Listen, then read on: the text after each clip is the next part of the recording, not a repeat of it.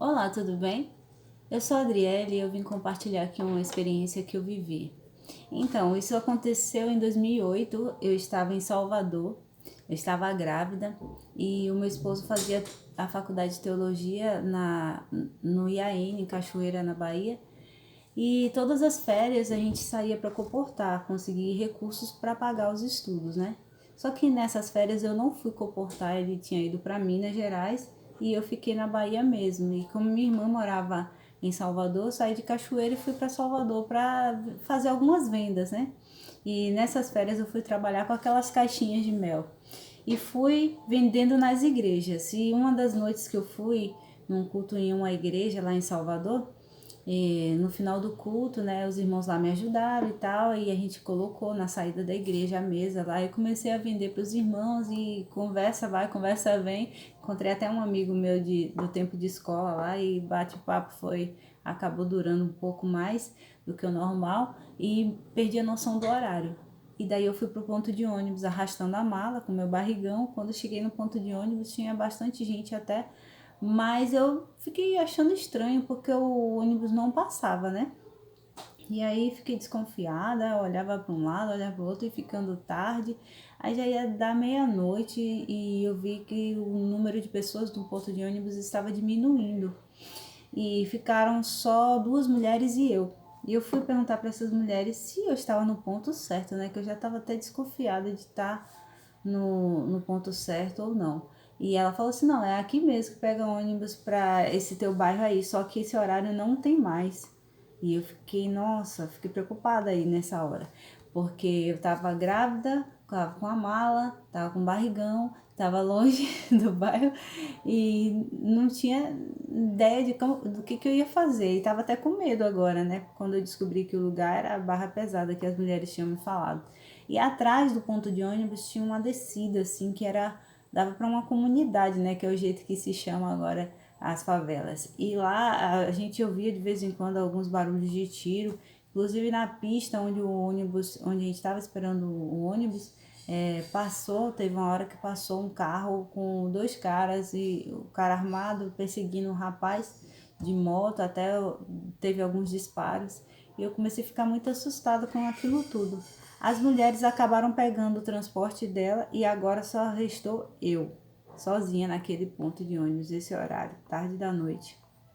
E aí eu comecei a orar, falei: Deus me protege, eu tô com medo, eu não sei como que eu vou chegar em casa e eu tô com medo também desse lugar aqui perigoso.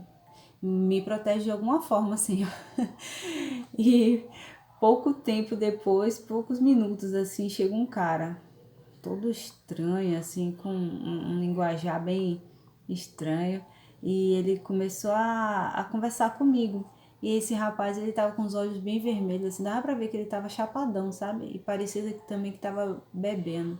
Aí ele começou a falar comigo. Minha mãe tinha me ensinado sempre, ensinou os filhos, né, que a gente não deve destratar essas pessoas. A gente deve tratar bem, mas com muito limite, porque senão entra pro lado da intimidade, aí pode até querer mexer com a gente. Aí eu tratei ele bem, com respeito, mas com aquele limite, ia respondendo, ele ia me perguntando: ah, tá grávida, é menina ou menina? Ah, olha, você não devia estar aqui não, aqui é perigoso e tal. Aí começou a falar um monte de coisa. Aí falou assim: mas sabe de uma coisa? Deus me mandou aqui para te proteger.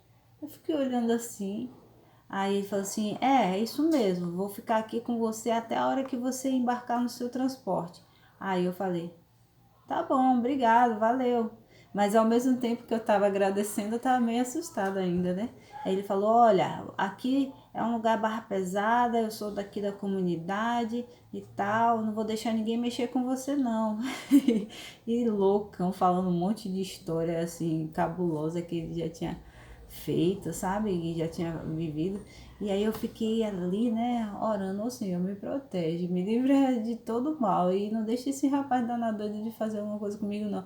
Mas ele vivia repetindo o tempo todo que Deus mandou ele ali para me proteger, Deus mandou ele ali para me proteger. E eu desconfiada do homem, né? Tinha hora que ele falava umas histórias lá que até é engraçado, eu dava risada assim, mas tentava me conter para não mostrar muita intimidade para ele. Mas ele falava: ó, eu vou parar um carro para botar você dentro para te levar. Não se preocupe não, que você vai chegar em casa, o bebezinho vai ficar bem, você vai ficar bem, Deus me mandou aqui para te proteger. O tempo todo ele repetia isso. E do nada assim, passou uma van, aí ele meio que se jogou assim na pista, botou o braço, aí a van meio que teve que parar, né? E quando parou, ele falou: ó, leva essa mulher aqui, leva essa moça aqui pra casa dela. Aí ele falou assim: pra onde que ela vai? Aí eu falei o bairro. Ele falou assim: não, a gente não vai pra lá não. Eu falei: ô moço, por favor, me leva pelo menos até um lugar que fique melhor para eu conseguir pegar algum transporte nesse horário tão tarde, para eu poder chegar em casa, que eu não tenho o que fazer não, me ajuda.